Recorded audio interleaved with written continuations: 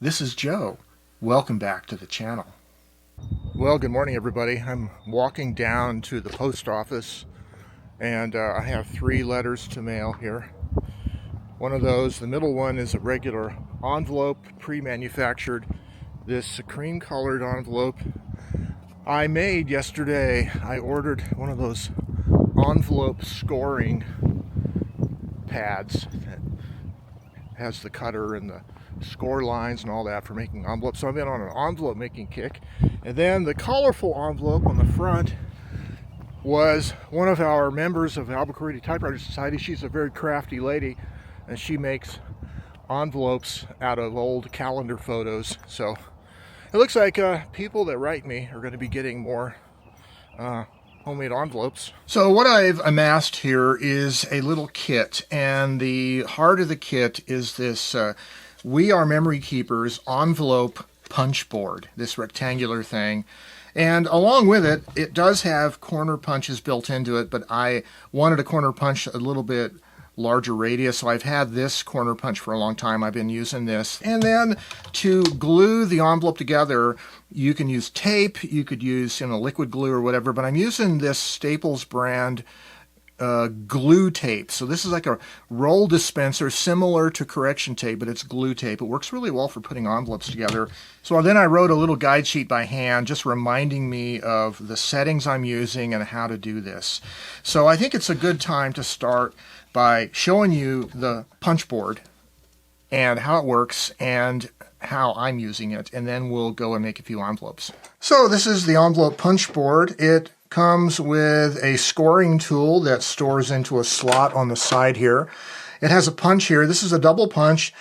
The front punch is a reverse punch for doing the folds, and the back punch is the corner punch for punching the corners of the flaps.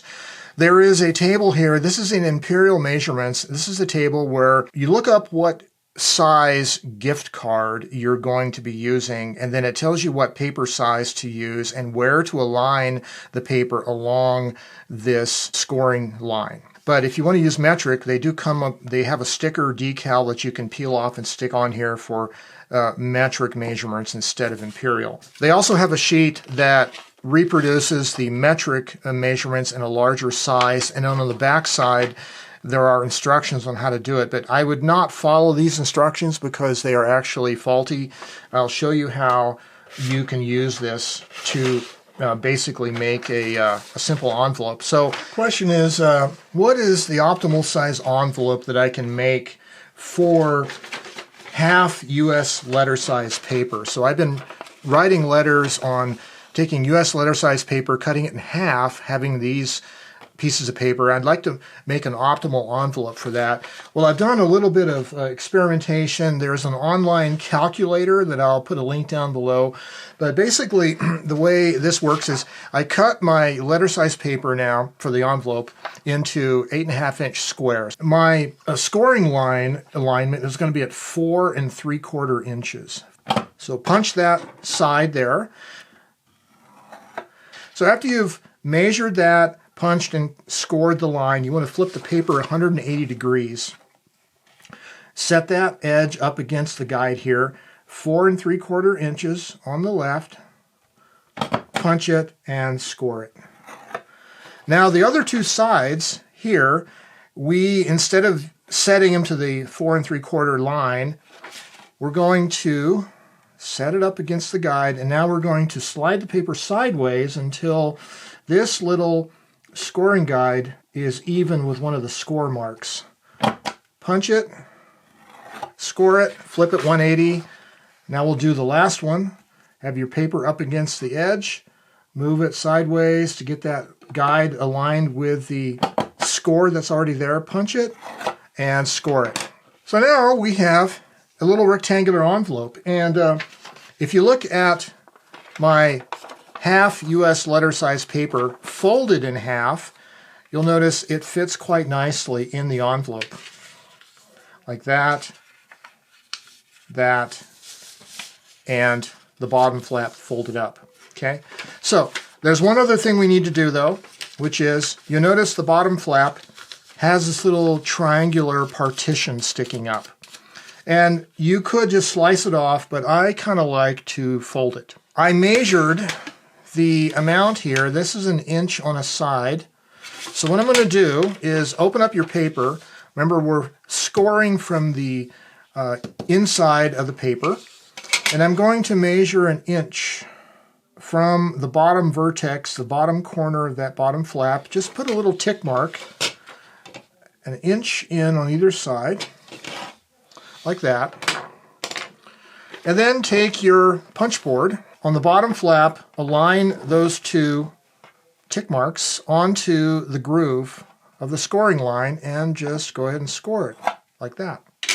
All right, so I'm just going to glue that tab, fold it over, boom, like that. And now we're going to glue the bottom flap to the 2 sides. And we're going to put a line of glue along this and this edge of the side flaps. Like that. Try not to get any glue inside the envelopes so it won't stick together.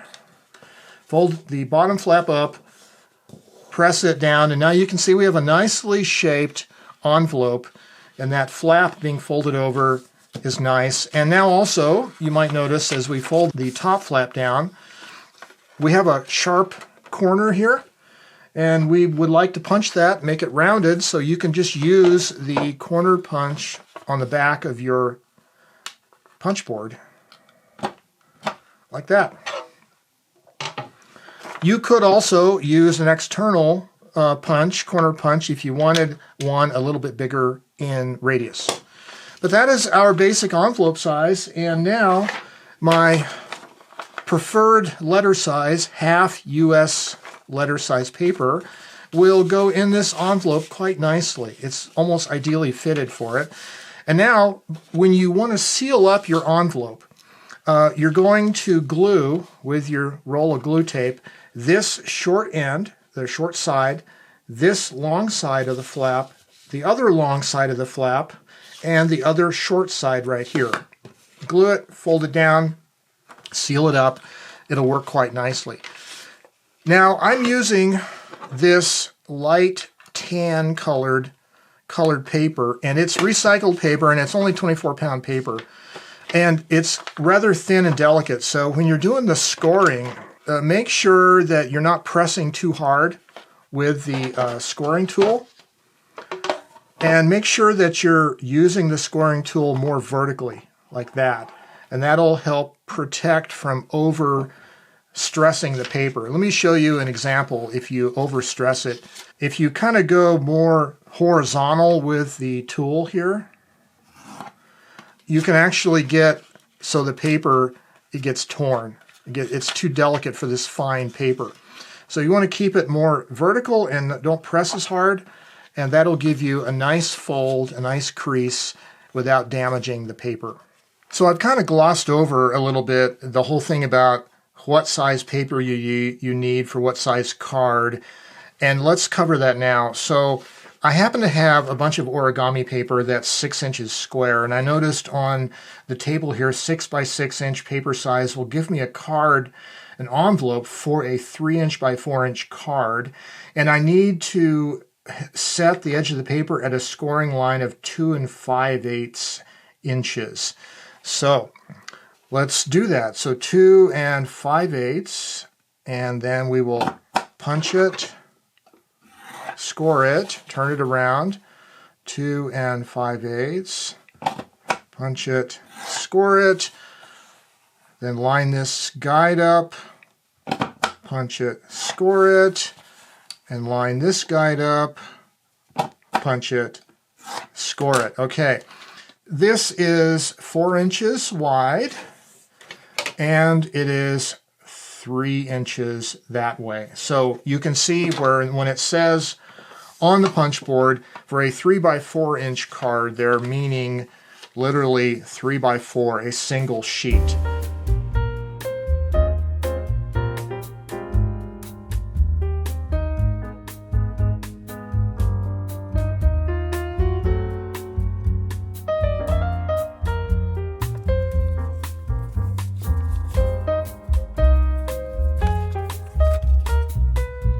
So yesterday when I received this punch board, I went crazy with it and made a bunch of envelopes. So these were all made from U.S. letter size paper. We'll start with these. So this is Southworth. I had bought a box of this Southworth linen style paper and with the intention of, writing letters with it. And of course, when I got it home, I realized I didn't read the box properly. And this is cardstock weight paper. A little bit too heavy for typing on, but it makes beautiful envelopes. Beautiful cardstock envelopes. And I think I tend to put Avery address labels on here, typewritten, instead of typing directly on here, because this is kind of this woven textured paper, may not quite take the typewriter ink perfectly. So these are really nice, heavy-duty envelopes that look really super cool for half-size U.S. Letters. And then this is some marbled paper. It's white on one side and this light gray marbled appearance on the other. This is thinner paper, and you have to be careful scoring it. In fact, if you look in the envelope against a backlight, you can see if you're tearing your paper or not. These ended up coming out pretty nicely. I like this textured looking pattern paper, and you can find a lot of this kind of paper at the craft stores. And just a reminder, once again, if you're using paper printed on one side and you want that to be on the outside of the envelope, you have to score it on the back side. So use the punch board with the paper face down so the back side of the paper is face up. Anyways, those made really nice envelopes. I'm going to be using those a lot for letters, and also probably, again, using Avery address labels. It looks a little bit neater. So if you're writing letters on regular letter size paper, like US letter size paper, you're probably going to want to use number 10 envelopes. And the problem with making number 10 envelopes is if you get to the online calculator link down in the description, you'll find out that you need to start with a square of paper that's 10.5 inches square.